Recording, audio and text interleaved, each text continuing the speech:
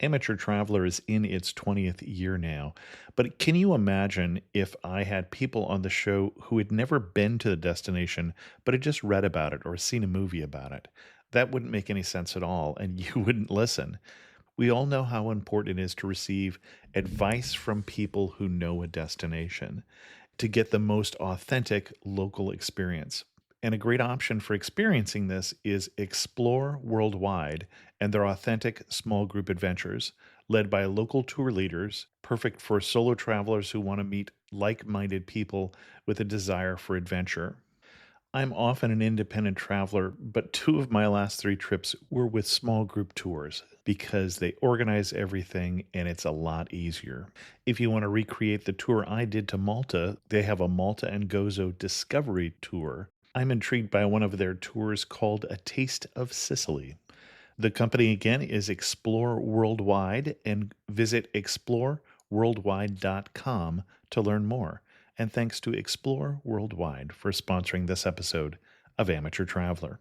This episode of Amateur Traveler is presented by Roam Right, a leading provider of travel insurance. How much did you spend on your last vacation? What if you couldn't travel? Would you get your money back? With the right travel insurance plan, you would. Buy Roam Right travel insurance and get covered for canceled trips, lost luggage, even medical emergencies. Visit roamright.com. That's ROAMRIGHT.com for more information. I got my bags packed, I'm on a roll. I'm heading out there, and I'm ready to go. I'm looking real good in my passport photo. Oh, no. 15 Amateur Traveler, episode 491. Today in the Amateur Traveler, grab your backpack and your hiking boots, your chocolate bars, and your doll bot as we go hiking the Annapurna Circuit in Nepal. I know that I should be heading home, but maybe not today. Welcome to the Amateur Traveler. I'm your host, Chris Christensen. I think having a sponsor that does travel insurance might make more sense to you as we talk today about trekking at high altitude in Nepal. Let's talk about the Annapurna Circuit. I'd like to welcome to the show the Sue family from SueFamilyAdventures.com. So we have 5 people on the phone here or on Skype: Jonathan, Annie, Olivia, Nathan, and Joni. And they've come to talk to us from Dubai, but come to talk to us about a pretty well-known trek. Welcome to the show, first of all. Thank you. Thanks. Thank you. Thank you. Hello, everyone. I just have this picture of a show where every question gets answered 5 times. You're probably going to need to delegate someone, point to somebody in the room. And where are we going to talk about this week? We would like to share with you about our family trek on the Annapurna Circuit Trail. Excellent. And where is the Annapurna Circuit Trail? It's in the Himalayas of the Nepal. Okay. And it's relatively well known, but certainly not something that I've done. Can you give people, before we go into the details, can you give us an overview of how long you were on the trek and what the highlights are, why somebody should do this? Sure. And the circuit trail is very famous because you actually can circle the whole mountain basically through trekking or hiking through it. And usually the whole circuit takes about 22 days or so. Mm-hmm. But as a family, we knew that with 3 children that it might be difficult to do that. So we, fortunately, or unfortunately for some people, they have recently built more and more roads on the circuit. So you can actually shorten the time by taking a combination of bus, jeep, and trekking. So for us, we did it in 8 days. Okay, excellent. And you say it's difficult with kids. We should put this in some context. You're not carrying kids in carry-ons or pushing them in strollers. Your kids are 18, No. 15, and 13. And Correct. so really you're saying it's difficult for middle-aged guys named Jonathan. Is that really what's going on? Yes. No, it's difficult for the aging mom where the kids have to drag their mom and say, hurry up. Okay. Excellent. First of all, how does one get there? What's the logistics of this trip? To get there, there's usually most people fly to Kathmandu, Mm-hmm. and then from there you can either take a plane to Pokhara or take a bus to Pokhara. Pokhara is sort of like the resting place for people who's ready to start the trek or to finish the trek. But you can also go directly from Kathmandu to the start of the trail as well. So there's many ways to get there. So from Pokhara, you would go to a town called Beshahar, and from there, that's where the trail starts. And actually for us, because we wanted to shorten the number of days of trek, we actually found a jeep from Beshahar to a town called Kota. And that leg on the jeep was really difficult. We were pretty much dancing inside the jeep. Roller coaster. It took about 7 to 8 hours dancing in the jeep to arrive at Kota. And you say dancing in the Jeep. This is not a smooth, well-paved road is the picture I'm getting. Oh, no, not at all. Your head was bouncing off the roof and the sides of the Jeep. Okay. It was more like a roller coaster ride that lasted 7 hours. That is a long roller coaster ride. Okay. And then you It's keep worth on the banging money. left and right on the sides of the car. Okay. I think we all have bruises, right, from the 7-hour ride. So I sort of regretted it, but we did save 4 days of trekking. So we don't regret it. By taking the Jeep. Because I think about halfway through the Jeep ride, we saw such beautiful sceneries that I just wanted to get off and say, let's start trekking from here. Not us. And how did you guys decide to do this particular trek, or do any trek in, give us a little more context of what put you in the middle of Nepal? We feel trekking Nepal is the best way to see Nepal, and that's what Nepal is best known for. Mm-hmm. And also, 18 years ago, when I first traveled around the world, Nepal was my favorite country. So Okay. I wanted to bring the family to Nepal and also just to see and admire the mountains. And I think trekking in Nepal is good for family because there are a lot of good infrastructure available for doing long trek. Mm-hmm. We trek in other countries before. You usually have to carry everything on you, including tent, sleeping bag, food, stove, pots, etc. But in Nepal, because every few kilometers, there's usually a tea house or a lodge. So technically, you only have to carry very basic things, just some water, some change of clothes, and you could sort of do a 10-day, 20 days hike with just a few things. But you need winter clothes too. Right. Okay. Yes. And chocolate bars. Good to know. Excellent. So this is part of a larger trip for you. You guys are on a trip around the world. Technically, we're only on a trip on the Silk Road. So we okay. wanted to go all the way from East Asia through Central Asia, Middle East to Eastern Europe. That's sort of our itinerary for the year. Okay. And why the Silk Road? For two reasons. One reason is Silk Road is sort of the meeting of the East and the West. Mm-hmm. And for me, being born in Asia, in Taiwan, but growing up in the US, I just want to see the culture along the Silk Road. And the second reason is that often we hear a lot of news, especially in the Middle East, mostly negative news about, terrorist bombing and fighting. And I just wanted to really understand the locals along the Silk Road, to know them for who they are and really to get a better picture of the Middle East. Okay. Excellent. Now let's get into the trek. So you did this roller coaster Jeep ride for 8 hours. Yes. Cutting off 4 days off the trek. And then where next? After we stay overnight at the town of Koto, then we started our trek from Koto, passing through Cheme, and then arriving at Upper Pisan. So that was our first day of itinerary. Describe for me that day. What kind of landscape are we walking through here? It was really beautiful. I think it was one of my favorite part of the trek because along the side, the slopes are quite steep, but they look just like golf course. It's like almost a vertical golf course because there's so many grass and so many trees. Feels like a gentle, sharp mountain. Interesting. That is not my mental picture. Okay. I was picturing something much more rugged and barren, so I had the wrong picture there. Oh, that was amazing because it reminded me so much of Whistler because I'm from Vancouver, BC. Okay. Up in British Columbia. Mm-hmm. So a lot of the terrain is just so pristine, culture, and beautiful. Mm-hmm. We joke because we were in the quote Swiss Alps of Peru before, And it just reminded us so much of the mountains that we have seen in other places.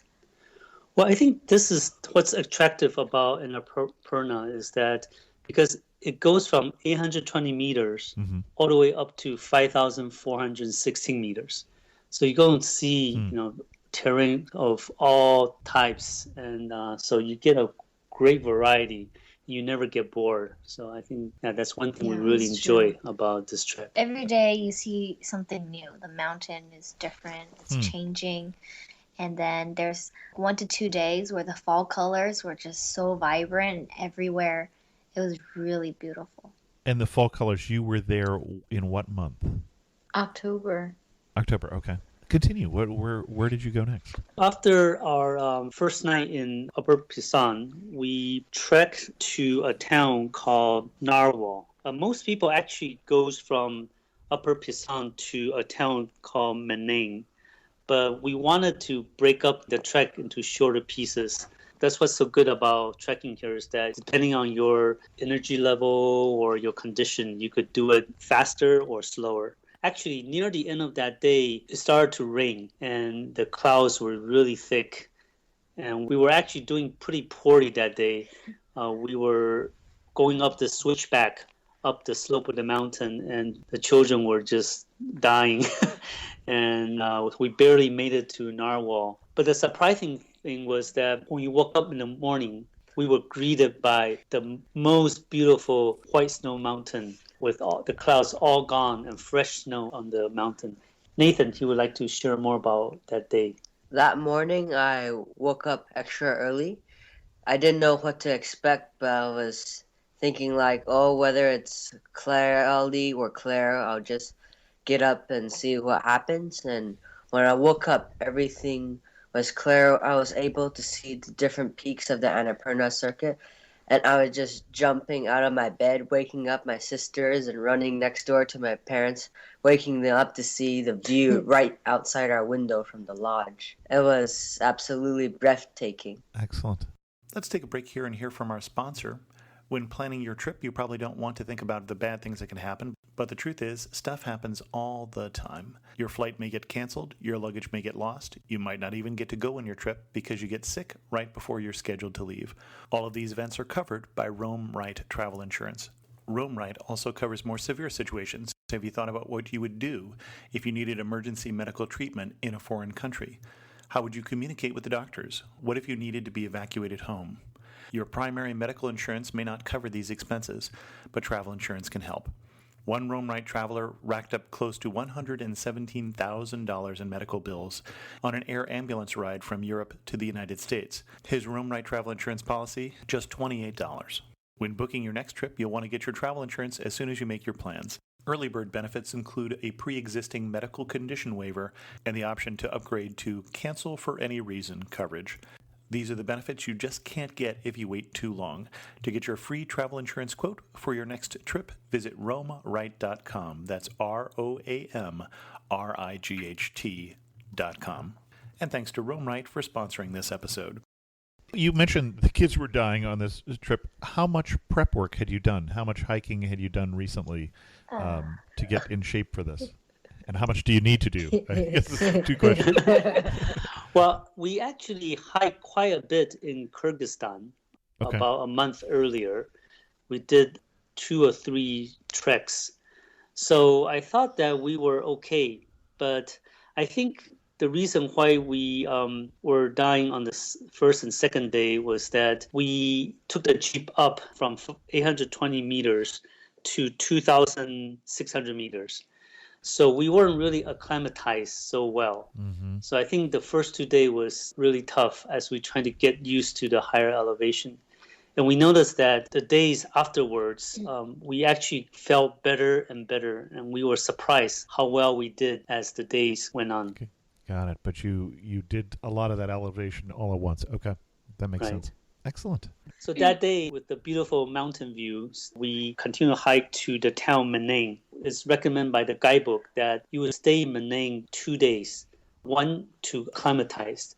But what we did was that because we cut the hike shorter the previous day, so we actually, instead of staying 2 days in Manang, we only needed to stay 1 day in Manang because we already stayed in Narwhal the day before. But Manang was actually a very interesting place, and Olivia will share with you a little bit more about that town.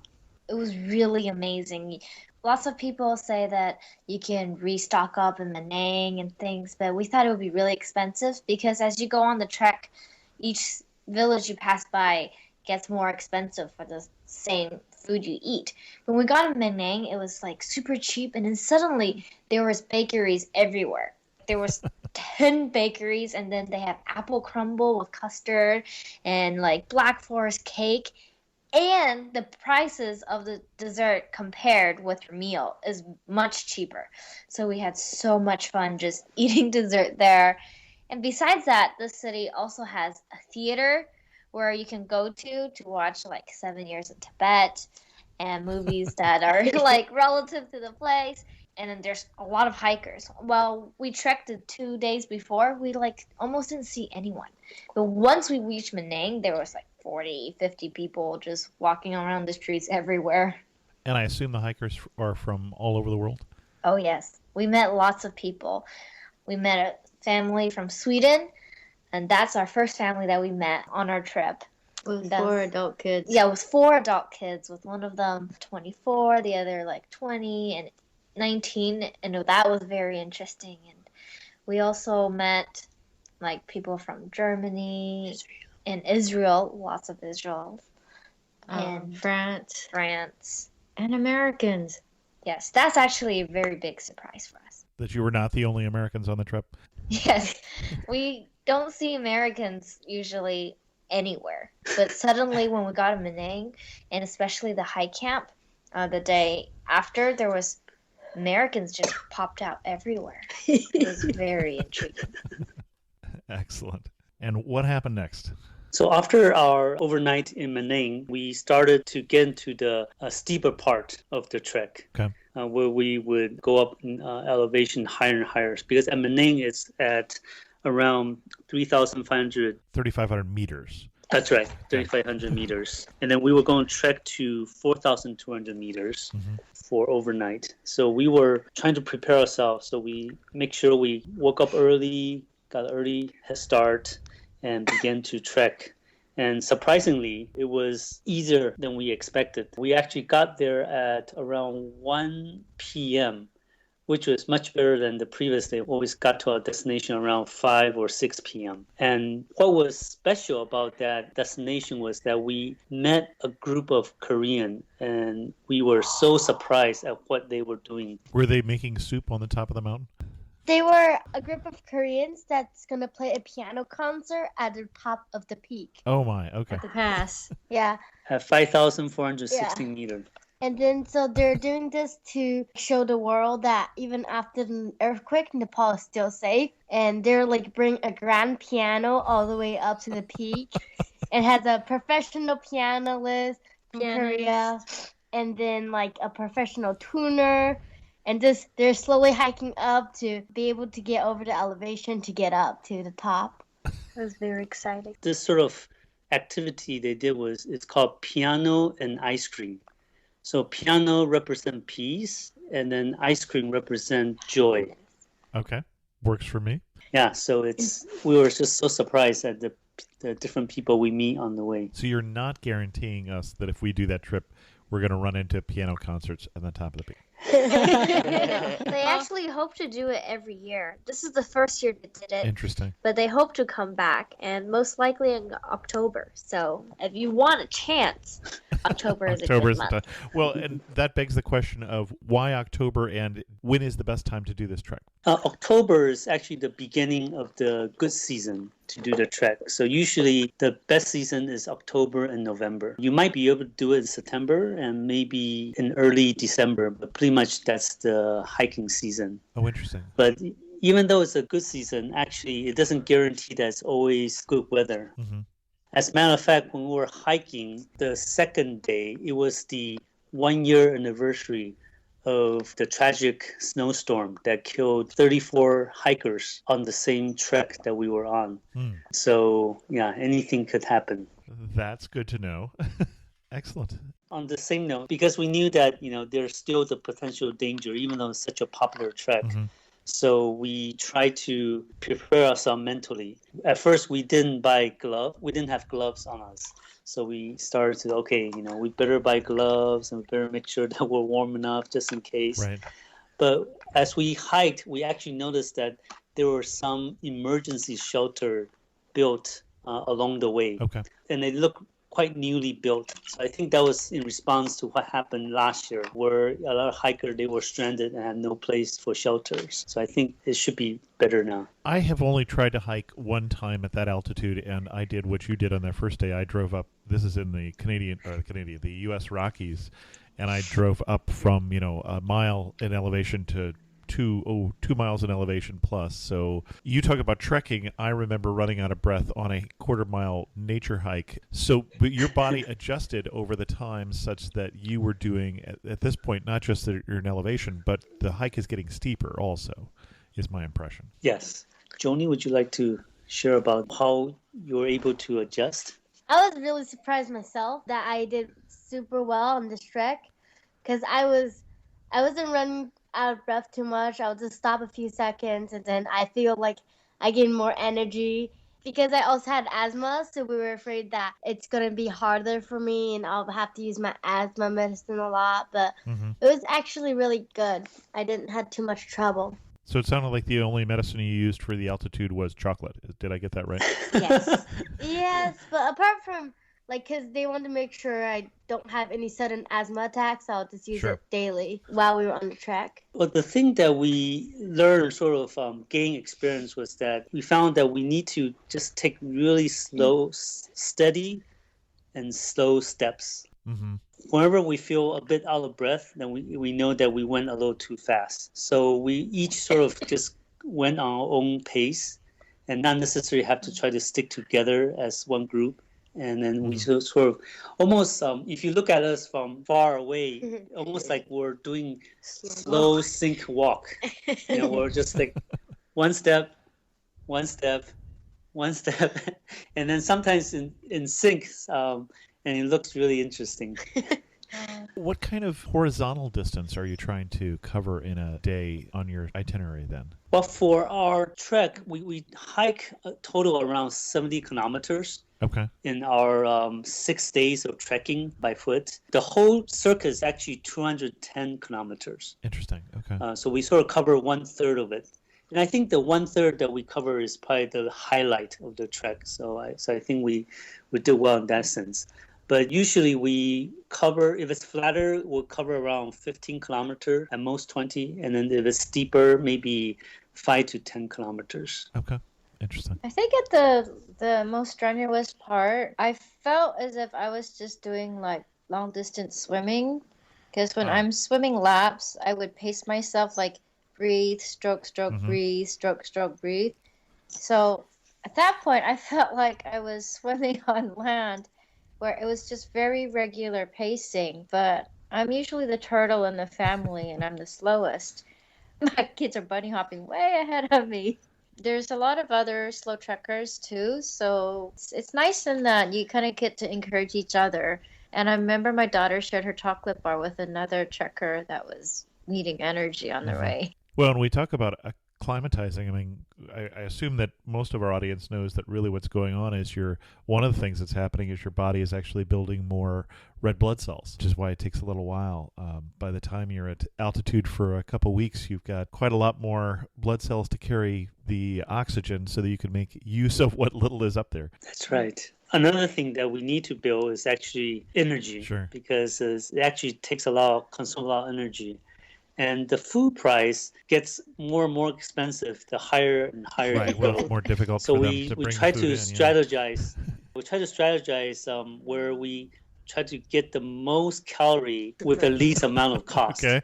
So pretty much every day when we order food, we will order fried potato and spaghetti with cheese. And that's our staple for most of the days. Occasionally, we have a treat with a dessert, with some hot soup. Especially in the morning before the trek, we just go for fried potato and spaghetti. And also, another is their local staple, which is called Dal. dalbat. Olivia, want to say something about that? Yes, dalbat at first can seem quite expensive compared to other foods, but as the trek goes on, everything gets expensive, and then dalbat becomes the same as other food, like for how many dollars? About $4 or $5. Or $4 or $5. And the first place we ate dalbat, it was not very tasty.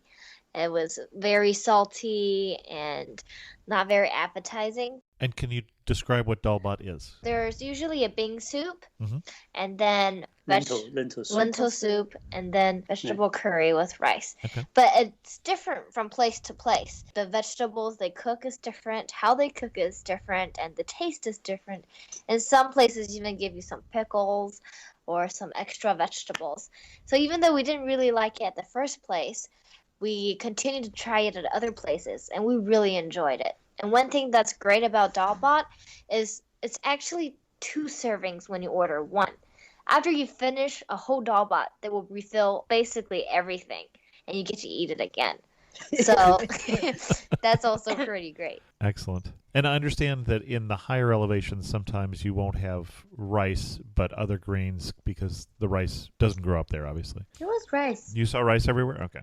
Yeah, they serve dalbat at all the lodges. That's sort of like the main trekking food. So somehow they carry the rice up there.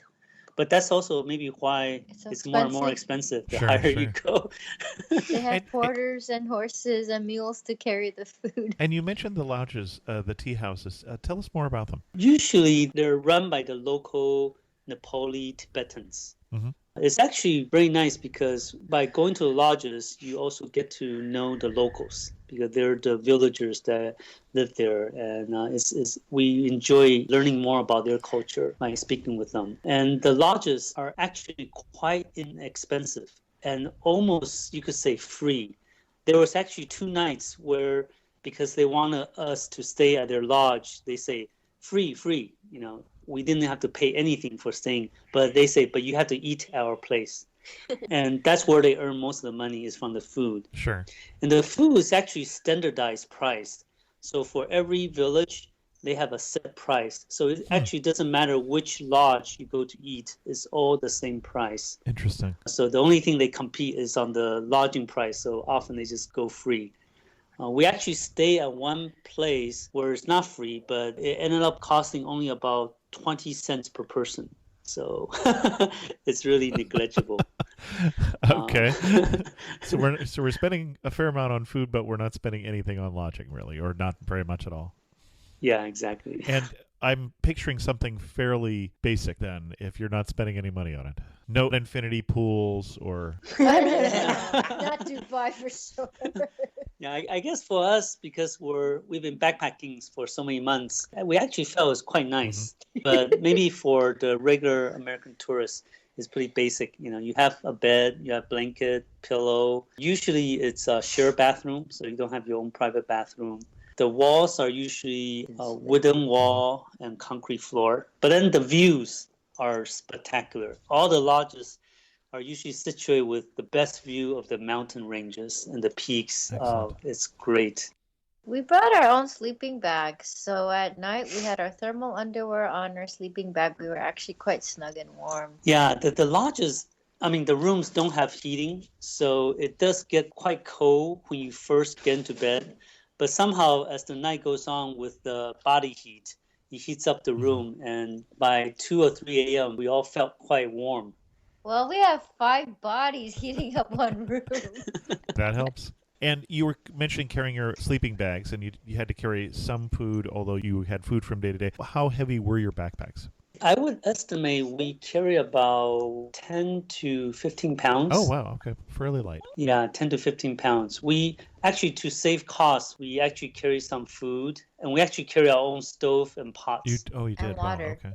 Yeah, this way we save on the lunch. So we eat at the lodge for breakfast and dinner, and we ate our own food for lunch. Instant noodles, instant soup. But actually, it ended up to be a mistake because as we got higher and higher elevation, our stove did not work so well at high elevation.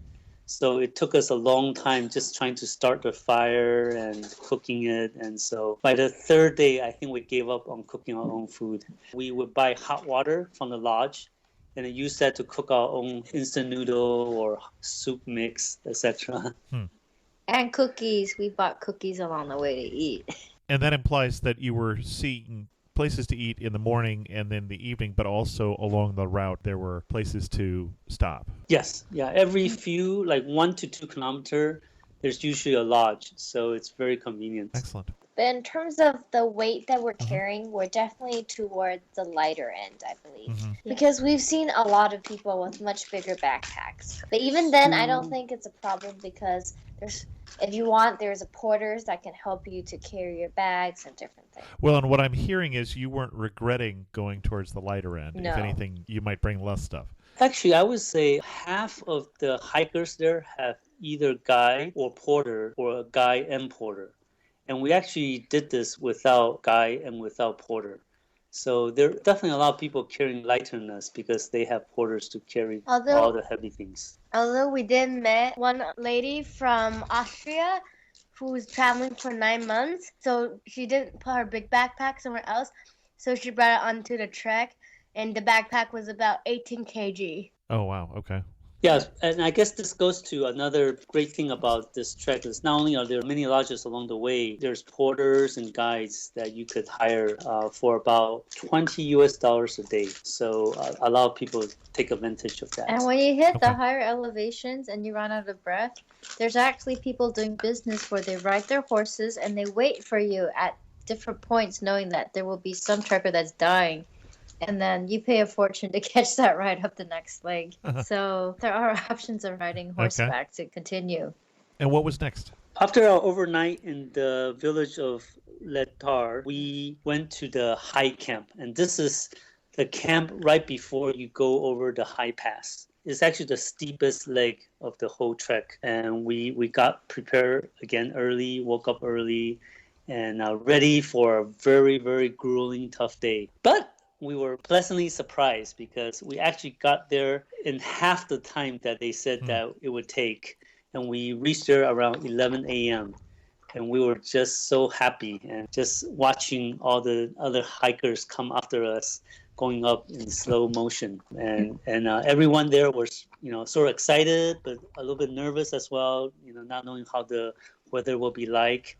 All the hikers, we would go into the lodge, the restaurant, and then play cards and talk, and just really enjoyable day. Actually, we only hike half a day and then have another half day to just rest and enjoy the companies of different hikers. Okay. And at this point, you're above the tree line? Yes, we already passed the tree line about 2 days ago. Okay. The hike camp is at 4,850 meters. So just about 600-700 meters below the highest point that we will be trekking the next day. Okay. At this part of the day, there was just rocks Okay. and snow mountains. Yeah, and actually also snow on the ground. Okay. Any animals at all at that elevation? Eagles? Yeah. We saw eagles flying, which is really cool because we saw them flying in circle as they go up with the rising of the air. So it's so graceful and effortless. It's very spectacular to see that. Some people said they saw deers as well, Oh, interesting. but we didn't get to see it ourselves. And are these golden eagles? At this point, this wouldn't be bald eagles. No, not bald eagle, but I don't recognize what kind of eagle they were. Excellent. So the high camp, because you're so high, pretty much you're surrounded by snow mountain peaks all around you, 360 degree. And so we took a lot of great panoramic photos over there. And then because you're so high at night, the stars just jump out. You can see the Milky Way very clear and all the constellation. And at that time, it's also where the Mars and Jupiter were closest together since the previous decade. So we saw Venus together with Mars and Jupiter clustered together, and that was very special too. Well, and I'm guessing if you had clear weather, you saw quite a few stars. The whole sky. But it was sort of quite cold, so we couldn't Sure. really just stay out and enjoy for a long time. We were pretty much in our bed trying to survive the You cold. only really see it as you're going from your room to the bathroom and then back. Okay. And then at this point, you're heading downhill. No, We're the still high going camp. up. So we were overnight at the high camp, which is 4,850 meters. Then the next day we woke up 2 hours earlier to reach the high pass early in the morning before the wind pick up even bigger. Okay. So that day everyone woke up really early, and we actually started a hike partly in the dark. But after 30 or an hour, the sky began to light up. It was slow, it was cold, but it's also very magical to see the sunrise as you hike up. And when we reached the high pass, it was around 8 a.m. And we were surprised the wind was actually already quite strong. But surprisingly, right on the highest point, there was a wooden shack where they were selling hot tea, hot coffee, and dessert. And so we got ourselves a big bottle of hot water, and we Made our own made our own instant instant soup. soup and tea, and enjoyed the time up there. What was fun was we also saw the tents where the Korean pianist, her team, had already gone up previously. So the grand piano was actually in crates, just waiting for them to arrive to reassemble. So it was quite amazing that that team actually assembled a grand piano on the pass, tuned it, and had a concert on October 21st. Huh. I didn't picture when you were saying they were bringing it up the mountain, they were carrying it up to the pass. They actually had 13 porters 13 and porters. horses to bring everything up there. And we actually saw online photos and videotapes of the concert. And she was wearing sleeveless dress, concert piano dress. We thought, my goodness, she didn't even wear gloves playing. She's amazing. Because it is cold. It is very cold. And that day, it was actually a long day because after climbing up 700 meters, we had to go down about 1,600 meters on the same day. Okay. So it was a very steep downhill to a point where my wife, she was suffering. You want to see it? I was dying. Like, I realized I'd rather go uphill than downhill. I've heard people say that. Because uphill, it's easier on your knees and your feet. And a lot of Right. trekkers realize when you're going downhill at such huge range, it's very hard on your toes. Like, my hiking boots lasted me pretty well for my treks through Kyrgyzstan, Kazakhstan. But going down at such a steep altitude, it's like your toes are smashing right into the foot of your boot. And at the end, I was limping, not knowing why, until we reached the bottom and I took off my shoe. And then two of my toes on my left and my right foot were bloody bruised and I had blisters. Meanwhile, my two younger kids were just running straight down, going, Mom, this is easy. Phew! I'm like, what? We had to wait for them for about 1 to 2 hours. We ordered lunch for them. Well, and I'm gathering that the trail was fairly well marked because you mentioned not having a guide and starting in the dark and them running on an hour ahead. Yeah, we were with other trekkers too, Sure. so it wasn't too bad. Yeah, and actually we met an author of a book called Annapurna Trekking, and he have been there every year for about, 20 years? 30 years. And he's on a mission to mark the trails by painting red and white flag on all the trails so that people won't get lost. So we just keep following the red and white mark, and we did okay. But his trails aren't just so that you won't get lost. They're actually trails that you can take to get off the road, because he believes very passionately about seeing the nature for itself without having cars beside you. And all the trails he marks are usually have amazing sceneries and things you don't get to see if you are on the road. So that's also a bonus. Okay. And so when we say the trail, there are options. Yes. It sounds like is what you're saying. Okay. Yes, there are like side trails, side trips, or just trails to get away from the dirt road that the Jeep takes, especially now that they're building the road further and further into the circuit trail. Okay. So it's good to take those to avoid the road. And I'm curious, we've just come down off the high point here, off the pass. What was the worst moment? What was the moment that you turned to the others and said, who thought this was a good idea? Well, maybe it was the second day when we took a shower. That was the worst. The bathroom was not very good. It was all concrete. It was a concrete wall and concrete floor. There was some hot water. It wasn't as hot as I would like it, but there wasn't enough to warm up your whole body. So you're constantly cold, and then you're trying your best to do the shower fast. But then by the time you finish, it takes so much courage to stop taking a shower, because then you'll have to turn off the water and go to even a colder place to Dry dry off. yourself and wear your clothes. And it takes a lot of courage, actually. So that was not the nicest place to take a shower. It's very cold. Anybody else have a different answer? I guess one of the hardest moments will be trekking together on the first 2 days, because my dad is usually the one who's soaring ahead, way ahead of us when we get left behind the dust. And then we'll just be slowly trudging up, and then we're losing energy, and everyone getting mad at each other, getting tired and angry and complaining. Chocolate helped a lot during that Of time. course.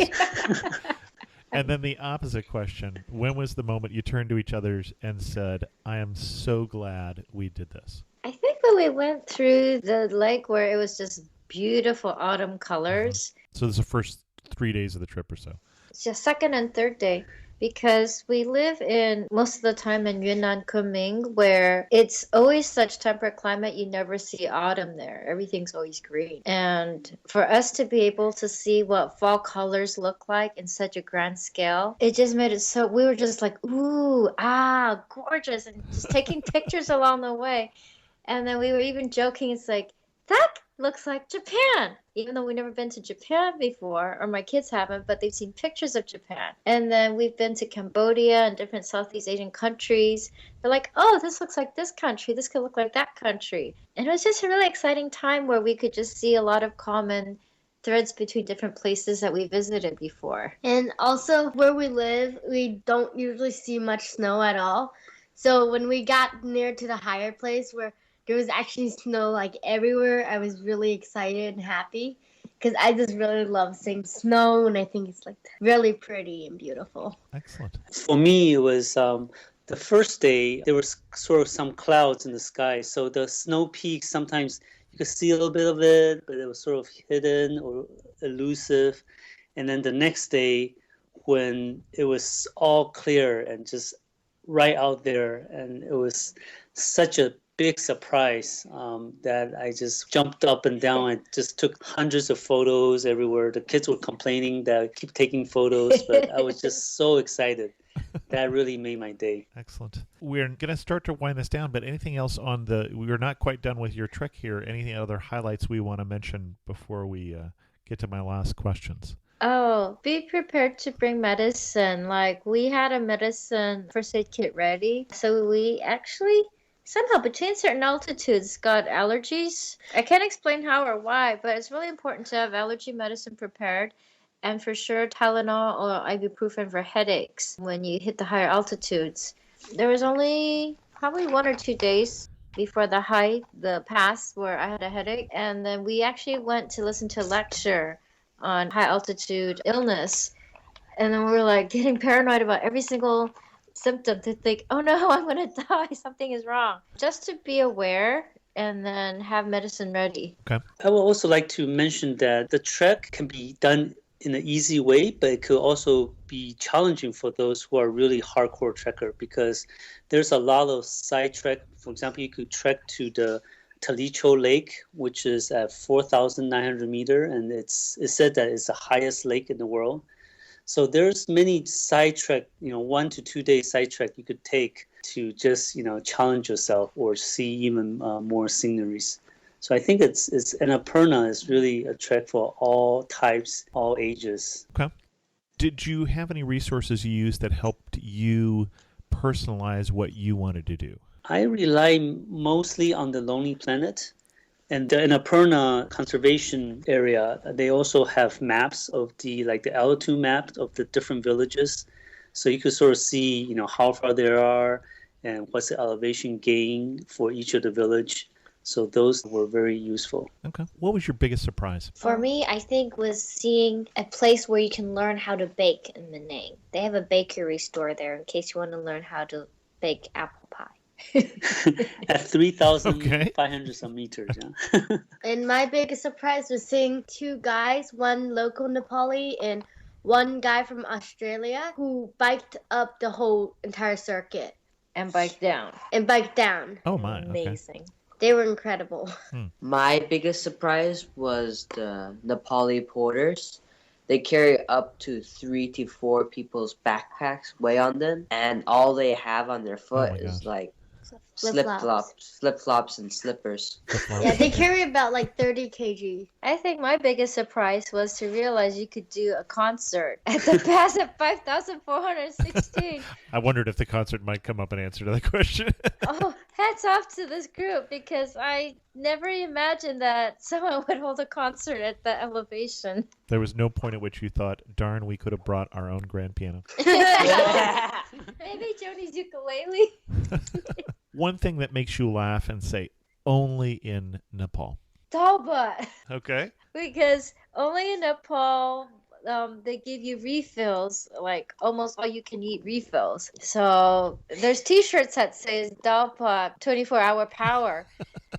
So yeah, Dalpat will keep you going. Well, only in Nepal on the trek does a normal pizza taste the same as their Mexican burrito. They both have yak cheese, they both Ooh. have tomato, and they all have like this bready pastry on it. So they Only- taste basically the same, but the calories is right. And it's probably only in Nepal where you have to force yourself to eat to get all the calories you could pack. I mean, all the trekkers, when they came down, like, thank God I don't have to feed stuff myself anymore. Only Okay. in Nepal and the Annapurna Trek would you be so overjoyed of the food prices outside the circuit. You'll be like, oh, this steak costs like fried potatoes. And like, oh, this soft drink is so cheap. I feel like I just came out of Switzerland. Yeah. And I think only in Nepal, at least in this track, that you have to be forced to eat at one place. Because since you're living there, you have to eat there. There's no other choice. We mentioned the medicines. Best thing you had in your pack. Ibuprofen or Tylenol. Sleeping bag. Thermals. Thermals, okay. Chocolates. Yeah. Oh, chocolate is an absolute must for survival. Because you need that I for find your that to energy. be true whether or not I'm trekking or not. So And also sunglasses and hat. excellent. Oh, lip balm. Do bring lip balm. Oh, It's yeah. very necessary. Lip balm and sunscreen. Okay. Finish this thought. You know you're on the Annapurna Circuit when When you feel like you see sceneries from 20 countries in one place. You know you're on the Annapurna Circuit when you see groups of people with all these hiking sticks and gear in front of you trudging along. You know you're in Annapurna when you see lots and lots of American tourists. okay. You know that you're on the Annapurna circuit when you can eat apple crumble with custard at 3,500 meters. All right. Last question. You have to summarize this trip in. We'll give you 5 words because there are 5 of you. Okay. Everybody gets a word. What's your word? Tiring. Okay. Breathtaking. Okay. In more ways than one. Exciting. Okay. Accomplishment. Okay. I'd do it again. Well, at least 4 of you Okay, understood the assignment. One word. Cold. Cold. Or people. You meet so many interesting people on the trek. Actually, meeting people was what kept most of us going because we just love to trek along them and just get to know them. And sort of we forgot that we're trekking. Just having striking conversation with all the different people from around the world, doing all very interesting things. Then you play cards with them at the lodges. Yeah. Excellent. Well, our guests again have been the Sioux family from SiouxFamilyAdventures.com. In order of importance but not appearance, Joni, Nathan, Olivia, Annie, and Jonathan, thanks so much for coming on the Amateur Traveler and sharing with us your adventure on the Annapurna Circuit. Thank you very much. Thank you. Thank you. Thank you. In news of the community, it sounds like there may only be 4 slots left for the Cambodia trip in April 1st of 2016, the Amateur Traveler trip to Cambodia. So if you're interested in that trip, you better act now. Go to amateurtraveler.com and look for the Book Travel tab to learn more about the trip. On the recent episode we did on Moscow, I heard from John from Toronto who said, Another fabulous podcast. Your interview with Alex brought back great memories of our family's trip to the city in the summer of 2013. During our 5-day stay, we managed to see most of the city highlights, giving us great insight into this historical city. A couple of our observations include: you need a whole day to visit the Kremlin. It is a massive complex with several museums, the world's largest collection of Fabergé eggs, 5 cathedrals, and many public spaces. On Saturdays in the summer, there is the changing of the ceremonial guard in late morning. One warning: there's nowhere to buy food or water inside the Kremlin. The gum department store isn't really a department store, rather it's a mall chock full of Western stores. Prices are outrageous, and there's nothing you could buy there that you can't buy at home. The best place to buy souvenirs is the large Izmailovsky open-air market. It is a short walk from the Partizanskaya station, Metro Blue Line. Come prepared to haggle. Alex didn't mention any places to grab a meal. Yeah, we ran out of time. Moscow has some great restaurants, including Cafe Pushkin, a high-end restaurant located in a historic Baroque mansion, Glav Piv Torg, decorated in 1950s Soviet-style office complex, a lot of fun, and Barashka, a famous restaurant specializing in traditional Azerbaijani cuisine. We found it relatively easy to navigate the city on our own. We relied extensively on the metro, and it is truly a sight to be seen on its own, though learning the Cyrillic alphabet will help, and walking everywhere is the best way to get a true feel of the people and the history. We never felt unsafe, though you'll likely get tired of policemen and security guards blowing whistles at you because you crossed the street in the wrong place, are sitting on the wrong stairs, walked on the grass you shouldn't have, and so on. No wonder the people can come across as being dour. Looking forward to more great podcasts. John. Thanks, John, for your feedback on that and your suggestions as well. With that, we'll end this episode of The Amateur Traveler. If you have questions, send an email to host@amateurtraveler.com. Don't forget to visit our sponsor, Roam Right, and you can follow me on Twitter, Pinterest, or Instagram as Chris2X. And as always, thanks so much for listening. I got to see one more cathedral. I got to sit in one more